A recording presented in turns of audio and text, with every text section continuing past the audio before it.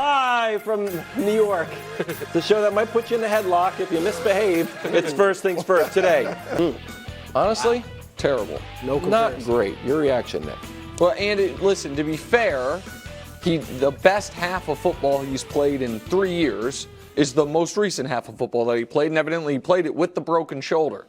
So fair credit where it's due. Yep. But my immediate reaction was twofold. One is this makes their decision to value P.J. Walker and a potential fifth-round pick more than Josh Dobbs an all-time gaffe. They have had Josh Dobbs in that building multiple times, and I understand people might be like, well, nobody could have seen this coming. You know who should have? A team that he's played for multiple times. A team that knew coming into the year, while they didn't know if Deshaun was going to be hurt, they had no reason to believe with certainty he was going to be excellent. The storyline coming out of training camp was he went a week at a time without completing multiple passes in practice in training camp. So they needed a deeper quarterback room, and they got rid of Josh Dobbs, who if they had right now, I think they'd be fine, who this year has been better than Deshaun. My other reaction, Brew, was this is the opposite of the gift that keeps on giving is this contract, because so it was 5 years, $230 million. That's $46 million per year. But the first year they did funny money with the math because they knew he was going to be suspended and they didn't want him to cost him any money, which was questionably ethically, but whatever it was true. So it turned into 4 years, $220 million. All right, now that's $55 million per year. But then this year, they borrowed from Peter to pay Paul, restructured it, and this was the year that the cap hit was super low. Now, because they went all in on this year, now each of the next 3 years, Deshaun Watson against the cap is $64 million. Yeah. And because it's fully guaranteed, there's no other ways to deal with it. You just got to take it. So this was their moment. They wagered correctly. They had a great defense and that they thought they could win. And while I still think this is a good team and a dangerous team in the micro, it's a disaster, and it didn't have to be if they hadn't gotten rid of Josh Dobbs. Well, here's the only thing I'll say about the Dobbs thing. They weren't going to, let's say Watson was just playing poorly. They weren't going to replace him with Josh Dobbs. I think they would, because of what you said with the contract, sure, they're stuck with Deshaun Watson. Sure. So even if he hasn't played well. Well, it would have been a good insurance policy. Yeah, no doubt about that. But I'm just saying, it's not like, week 7, Deshaun's not getting it done. Let's put in Josh. That's true. I don't think that would have happened. My first reaction, honestly, was this. Wow. A guy that had been maligned nationally as soft and not playing through the rotator cuff injury just the last few weeks was actually toughing it out and playing through, a broken shoulder and a high ankle sprain in that game. And as you said, second half played really good football, 14 of 14, 134 yards and a touchdown in a huge win. And I get it. Deshaun Watson is nobody's sympathetic figure. That's true. But I'm just saying, this was a guy everybody was saying doesn't want to play. He's soft. He's not tough. And yet he was out there against one of the toughest teams in the league fighting through an injury. I also thought, Nick, and you don't want it to happen this way if you're the Bills or the Bengals, but this does presumably help them in their playoff chances in that Cincinnati is not going to be as good without Cleveland's not going to be as good without Deshaun Watson. So it does. We talked about the Bills being dead yesterday. It gives them a little more better chance of getting into the playoffs, and same with the Bengals. Looking far ahead, so we'll skip past this year, go to next year. Do you think Deshaun Watson has played enough football in the past 3 years to get back to Houston? I honestly think this second half against Baltimore is probably going to give Browns fans a little bit of false hope of what he's going to be. Mm-hmm. I mean, Deshaun Watson 2 years ago sat out the whole season. Last year was suspended for 11 games and then didn't play well in the final 6, played a little better at the very end. And then this year, for the lion's share of the season, was terrible. And by the way, the worst half of football he might have played all year might have been the first half against Baltimore. And then again at halftime, after he was 14 of 14, there's no denying it. He was excellent in the second half of that game. Now they still probably lose it if Lamar doesn't throw the pick six and the defense once again helped him out. But I think now you're going to have a player who, again, hasn't played statistically well since 2020, hasn't played winning football as far as been a part of a winning program since 2019, and we're going to be in 2024. The best player on the Browns offense is coming off massive reconstructive knee surgery in Nick Chubb. Amari Cooper's a year older, and because he's going to be each of the next 3 years the highest paid player in league history. Each of the next 3 years, Deshaun Watson's cap it. That's what it'll be, and there's no way around it because it's fully guaranteed. I think they're going to be in a very, very rough spot long term. I do think that. So 6-3 Browns will lean on Myles Garrett in that defense, which has been spectacular this year. Here's how they've been playing. They've given up the fewest yards, total yards, passing yards. They have the best third down percentage, stopping it, and they hold the opponent's quarterback to 55% passing. They also have 2 defensive touchdowns in the last 4 games. So, Brew, do you expect, here's the schedule, Myles Garrett and this Browns defense to carry Cleveland to the playoffs? Well, you have the schedule up there. That helps. I don't think it's an incredibly tough schedule at all. Now, playing in that division obviously is tough. But, I mean, look, the only game I would definitively say they're likely to lose, and that's not even definitive, it's just Cincinnati. But they own Cincinnati. They've beaten Cincinnati with Joe Burrow a lot. And so all of those games are winnable, because if they had a tougher schedule, I'd say no, they're absolutely done. I'll give them like a 25% chance. I say 75% no, 25% I'll yes. flip that. That's fine, but I don't think, look, their quarterback play, as bad as it's been with Deshaun Watson, is about to be horrible. Okay, these are the numbers of they got DTR and they got PJ Walker. Zach Wilson's up there because he's kind of the poster boy for bad quarterback play. And he looks like an all-pro compared to those 2 guys. Every category, he's much better.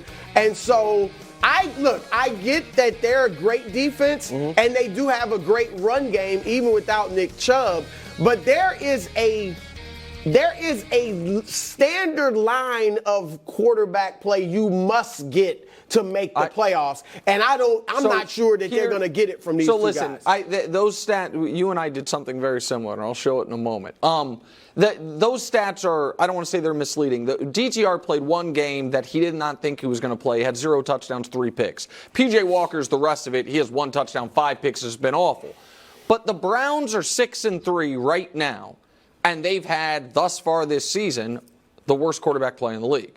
We can show you those numbers, including Deshaun. Worse than Zach. He's been worse than Zach Wilson. Yes. The team passer rating is 67. That you used, Brew, the Zach Wilson standard. Sorry, Wildes.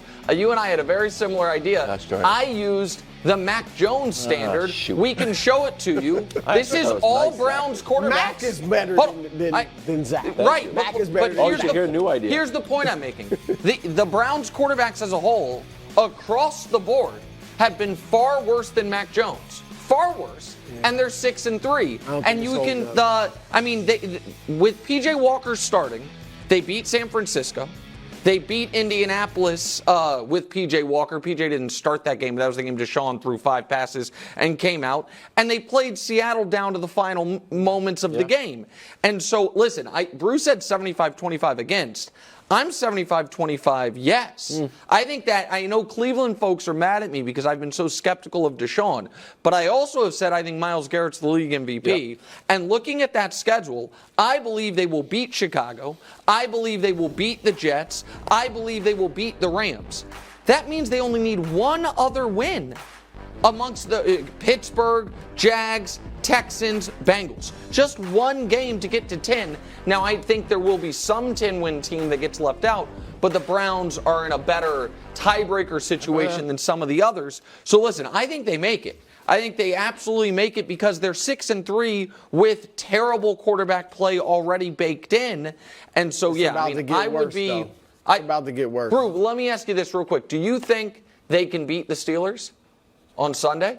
Can, sure. Do you think they will? Probably go with Pittsburgh. And so, I mean, the point I'm making is if Cincinnati upsets the Ravens, the winner of Browns-Pittsburgh's in first place in the division, and we'll be at Thanksgiving. Yep. Like, at some point, having stacked up the wins is going to matter. They're going to win a playoff game.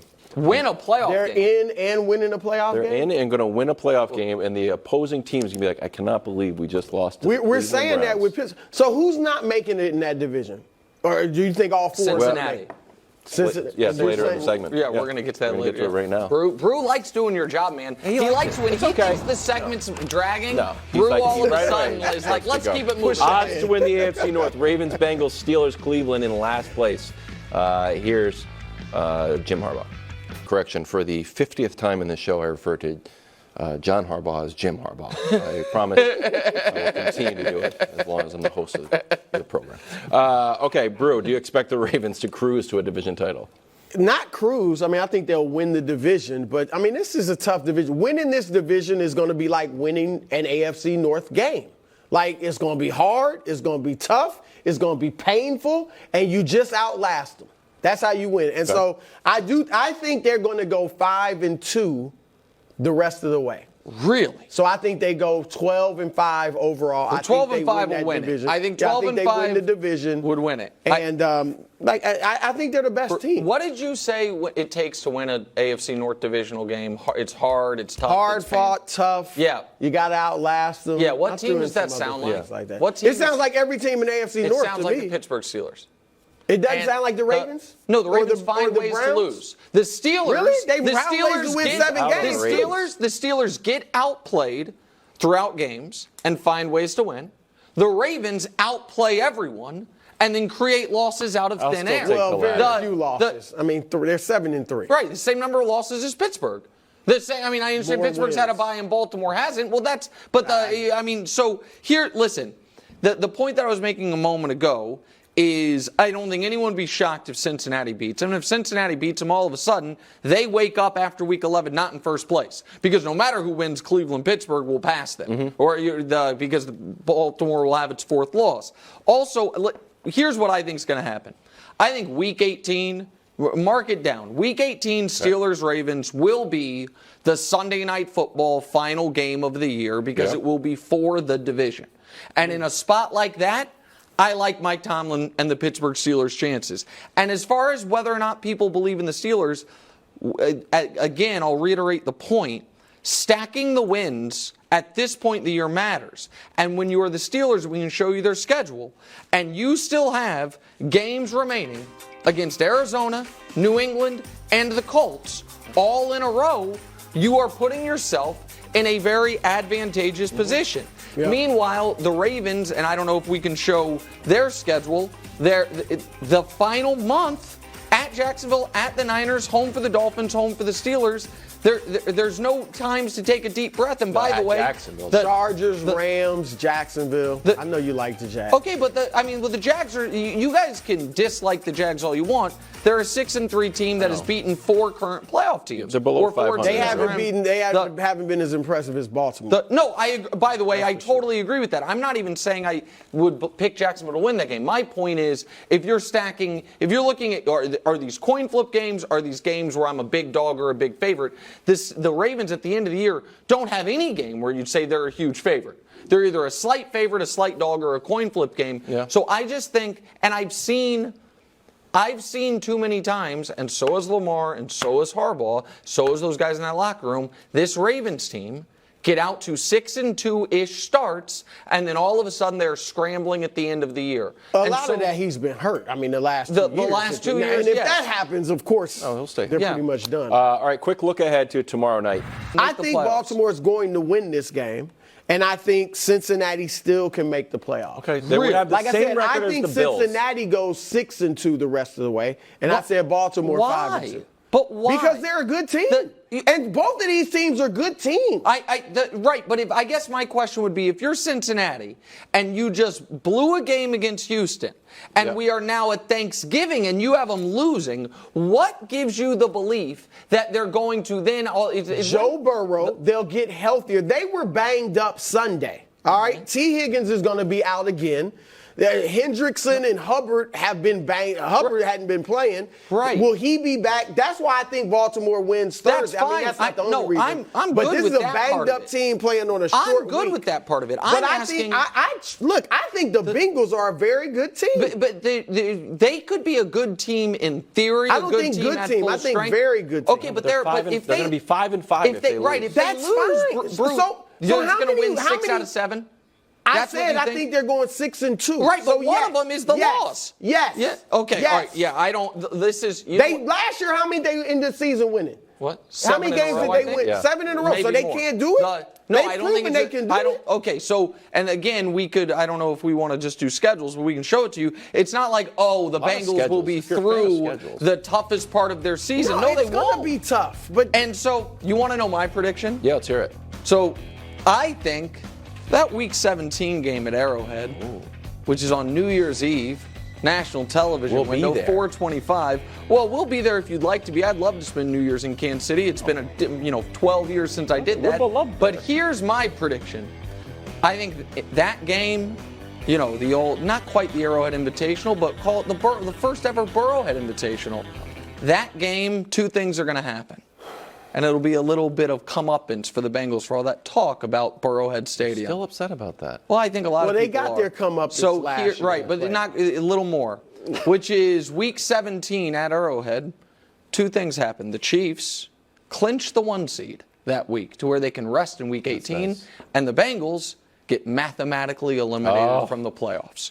Which, Brew, you're correct in that if they lose tomorrow, they're going to have to go 6-1 because they got no tiebreakers. So, and I think going 6-1 is hard for any team in the league. Only the Chiefs and the Eagles this year have had 6-1 stretches. And so I think that is, against that tough of a Cincinnati's schedule. on that level. Okay. All right. Okay. I think that if they lose on Thursday, their season's over. Wow. Thanks for watching. Subscribe here to get more from the show and to check out clips from other shows on FS1.